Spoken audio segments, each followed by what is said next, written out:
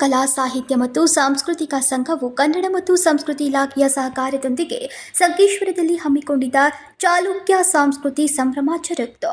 ಕಾರ್ಯಕ್ರಮದ ಅಧ್ಯಕ್ಷತೆಯನ್ನು ವಹಿಸಿದ್ದ ಸಾಹಿತಿ ಎಲ್.ವಿ. ಪಾಟೀಲ್ ಹಾಗೂ ಮುಖ್ಯ ಅತಿಥಿಗಳಾಗಿ ಆಗಮಿಸಿದ್ದ ಶಿವಾನಂದ ಮಠಪತಿ ಮತ್ತು ಸಾಹಿತಿ ಹಮೀದಾ ಬೇಗಂ ದೇಸಾಯಿ ಅವರು ಕಾರ್ಯಕ್ರಮವನ್ನು ಉದ್ಘಾಟಿಸಿದ್ರು.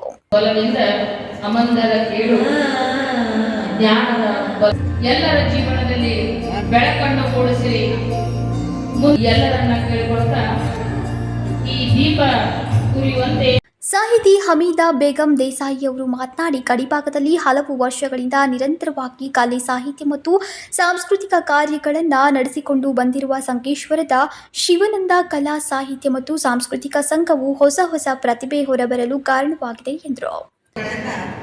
ಯಾವಾಗಲೂ ಕಂಡುಕೊಳ್ತಾ ಇದ್ದಾರೆ.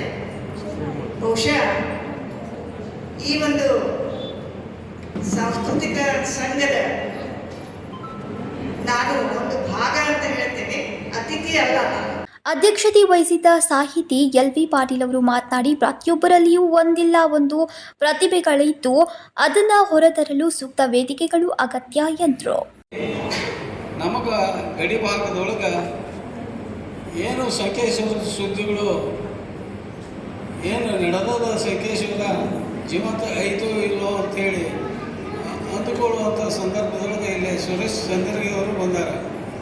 ಅವರು ಇಂಥ ಕಾರ್ಯಕ್ರಮ ಈ ಸಂಘಟನೆ ಮೂಲಕ ಅವ್ರನ್ನ ಸ್ವಲ್ಪ ಬೆಳೆಗಳ ಸಹಿತ ಹೀಗೆ ಬೇರೆ ಕಡೆಗೆ ಸಂಗೀತದ ಪ್ರಚಾರವನ್ನು ಕಲಿಸುವುದನ್ನು ಬೆಳೆಸುವುದನ್ನು ಅವರು.